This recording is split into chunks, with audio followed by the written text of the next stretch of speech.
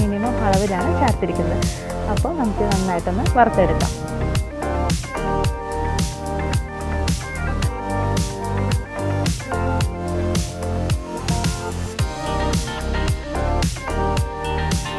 അപ്പോൾ ആ നാളികേരം നന്നായിട്ട് ബ്രൗൺ നിറായിട്ട് വന്നിട്ടുണ്ട്. ഇനി നമുക്കിതിലേക്ക് മസാലപ്പൊടികൾ ആഡ് ചെയ്ത് കൊടുക്കാം. അപ്പോൾ കുറച്ച് മഞ്ഞൾപ്പൊടി ആഡ് ചെയ്ത് കൊടുക്കാം. പിന്നെ നമുക്ക് മല്ലിപ്പൊടി 1 ടീസ്പൂൺ നിറച്ച് നമുക്ക് ആഡ് ചെയ്ത് കൊടുക്കാം. പിന്നെ മുളക് പൊടി ആവശ്യത്തിനനുസരിച്ച് നമുക്ക് എരിവിൻ്റെ ക്വാണ്ടിറ്റി അനുസരിച്ച് നമുക്ക് എത്രത്തോളം വേണമെന്നനുസരിച്ച് നമുക്ക് മുളക് പൊടി ആഡ് ചെയ്ത് കൊടുക്കാവുന്നതാണ്. അതിൻ്റെ അളവ് ഞാൻ പറയുന്നില്ല. പിന്നെ കുറച്ച് ഗരം മസാല പൗഡറും കൂടി നമുക്ക് ആഡ് ചെയ്ത് കൊടുക്കാം. ഗരം മസാലപ്പൊടി അധികം വേണ്ട, ഒരു 1/2 ടീസ്പൂൺ മതിയാവും. അതും കൂടി ചേർത്തിട്ട് നന്നായിട്ട് ഒന്നുകൂടി മിക്സ് ചെയ്ത ശേഷം നമുക്ക് തണുക്കാനായിട്ട് വെക്കാം. എന്നിട്ട് മിക്സിയുടെ ജാറിൽ അത് കുറച്ച് വെള്ളം ഒഴിച്ചിട്ട് നമുക്ക് നല്ലപോലെ അരച്ചെടുക്കാം.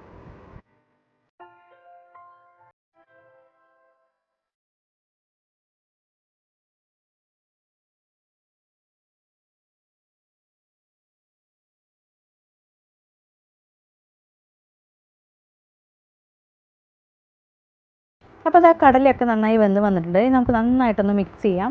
മിക്സ് ചെയ്യുമ്പോൾ ആ ഉണിയനൊക്കെ ചേർത്ത് കൊടുത്ത ഉണിയനൊക്കെ നന്നായിട്ടൊന്ന് ഉടഞ്ഞ് വരും. അപ്പോൾ അതിന് നന്നായി ഉടയ്ക്കേണ്ട ആവശ്യമില്ല. ജസ്റ്റ് ഒന്ന് നന്നായിട്ട് 3-4 പ്രാവശ്യം ഒന്ന് മിക്സ് ചെയ്തെടുത്താൽ മതി.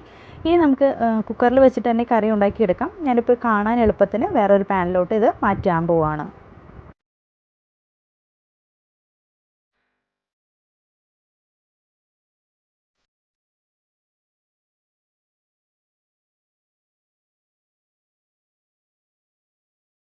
ഇനി ഫ്ലെയിം ഓൺ ചെയ്ത ശേഷം നമുക്ക് അത് ചൂടായിട്ട് വരുമ്പോൾ നമുക്ക് അതിലേക്ക് മിക്സിയുടെ ജാറിൽ അരച്ച് വെച്ചിരിക്കുന്ന അരപ്പ് നമുക്ക് ഇതിലേക്ക് ഒഴിച്ചു കൊടുക്കാം. കൂടെ തന്നെ കുറച്ച് വെള്ളം കൂടി അതിലോട്ട് മിക്സിയുടെ ജാറിലോട്ട് ഒഴിച്ച് അതും കൂടി ചേർത്ത ശേഷം നമുക്ക് 3-4 മിനിറ്റ് നമുക്ക് നന്നായിട്ടൊന്ന് കുക്ക് ചെയ്തെടുക്കണം.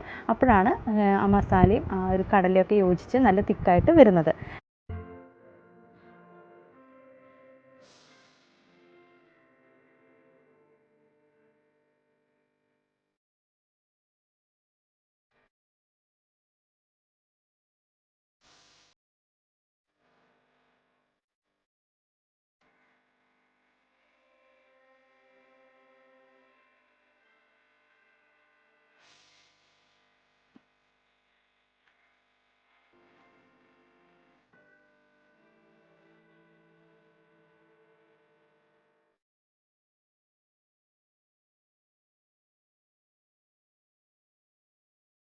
അപ്പോൾ ഇതേ കടലക്കറി ഏകദേശം റെഡി ആയിട്ടുണ്ട്.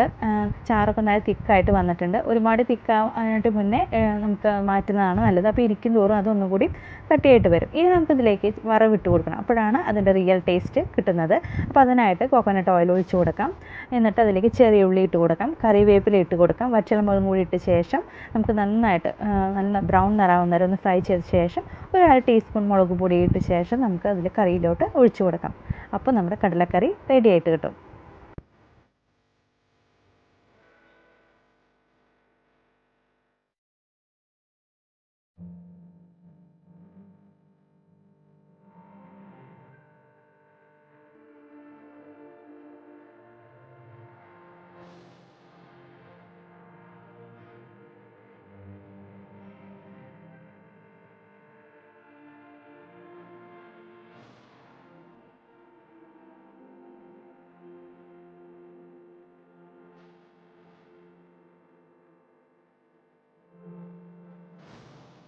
അപ്പോൾ ആ വറുത്തരച്ച കടലക്കറി റെഡി ആയിട്ടുണ്ട് കേട്ടോ.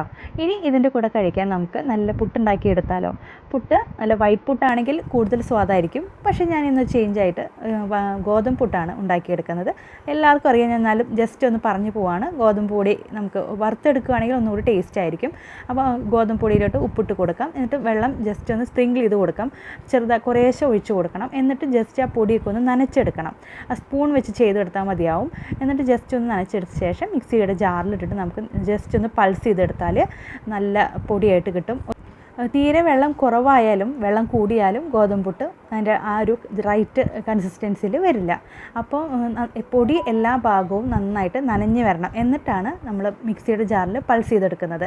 തീരെ പൊടി നനയാതിരുന്നു കഴിഞ്ഞാൽ ആ പൊടി നമ്മൾ പൾസ് ചെയ്തെടുക്കുമ്പോൾ ജസ്റ്റ് ആ പൊടി പോലെയായിട്ട് കിട്ടും. അപ്പോൾ നമുക്കത് കുക്ക് ചെയ്ത് പുട്ടായിട്ട് എടുക്കുമ്പോൾ ആ പുട്ട് നല്ല ഡ്രൈ ആയിട്ടിരിക്കും. അപ്പോൾ എല്ലാ ഭാഗവും നന്നായിട്ടൊന്ന് നനഞ്ഞ ശേഷം മിക്സിയുടെ ജാറിലിട്ടിട്ട് ഒന്ന് പൾസ് ചെയ്തെടുത്താൽ, ഒരുപാട് നേരം ഇട്ടാൽ വീണ്ടും അത് കട്ട പോലെ ഒരു മാവ് പോലെയാവും.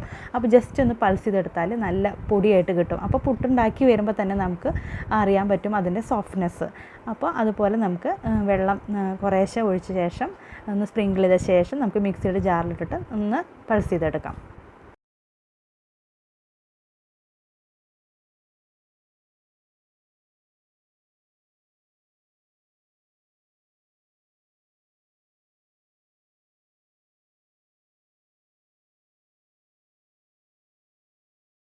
അപ്പോൾ അതേ ഗോതമ്പ് പൊടി റെഡിയാക്കി എടുത്തിട്ടുണ്ട്. കണ്ട ഇതുപോലെ തരി തരിയായിട്ട് നല്ല പൗഡർ പോലെ ആകുമ്പോൾ അത് നമുക്ക് കുക്ക് ചെയ്തെടുക്കുമ്പോൾ നല്ല ഡ്രൈ ആയിട്ടിരിക്കും. അപ്പോൾ സോഫ്റ്റ് ഉണ്ടാവുമെങ്കിൽ കൂടി കുറച്ചുകൂടി കഴിയുമ്പോൾ നമുക്ക് കഴിക്കാനായിട്ട് ബുദ്ധിമുട്ടാവും. പക്ഷേ ഇങ്ങനെ കുറച്ച് നനവിലും കൂടി ആ പുട്ടുണ്ടാക്കി എടുക്കുകയാണെങ്കിൽ നമുക്ക് വൈകുന്നേരം വരെയും ഈ പുട്ട് അങ്ങനെ തന്നെ ഇരിക്കും. നല്ല സോഫ്റ്റായിട്ട് നമുക്ക് വേറെ കറി ഇല്ലെങ്കിൽ കൂടെ നമുക്ക് കഴിക്കാം. അപ്പോൾ ഇതാ ഗോതമ്പ് പുട്ടും റെഡി ആയിട്ട് വന്നിട്ടുണ്ട്. നാളികേരമൊക്കെ ആവശ്യത്തിനനുസരിച്ച് കൂട്ടും കുറയ്ക്കുകയൊക്കെ ചെയ്യാം കേട്ടോ. അത് ഓരോരുത്തരുടെ താല്പര്യം അനുസരിച്ച് മാറ്റാം. അതേ കടലക്കറിയും റെഡി ആയിട്ട് വന്നിട്ടുണ്ട്. അപ്പോൾ പുട്ടും കടലക്കറിയും ഇഷ്ടമില്ലാത്ത ആരും ഉണ്ടാവില്ല. എല്ലാവർക്കും നമ്മുടെ കേരളീയരുടെ തന്നെ ഒരു ട്രഡീഷണൽ ആയിട്ടുള്ള ഒരു ബ്രേക്ക്ഫാസ്റ്റ് ഐറ്റമാണ്. അപ്പം എല്ലാവരും ഈ റെസിപ്പി ഒന്ന് ട്രൈ ചെയ്ത് നോക്കുക. എല്ലാവർക്കും ഇഷ്ടമാവുമെന്ന് വിശ്വസിക്കുന്നു. ചാനൽ സബ്സ്ക്രൈബ് ചെയ്യുക, ലൈക്ക് ചെയ്യുക, വീഡിയോസ് ഇഷ്ടമാവുന്നെങ്കിൽ ഷെയർ ചെയ്യുക. അപ്പോൾ ഇനി മറ്റൊരു വീഡിയോ ആയിട്ട് കാണാം.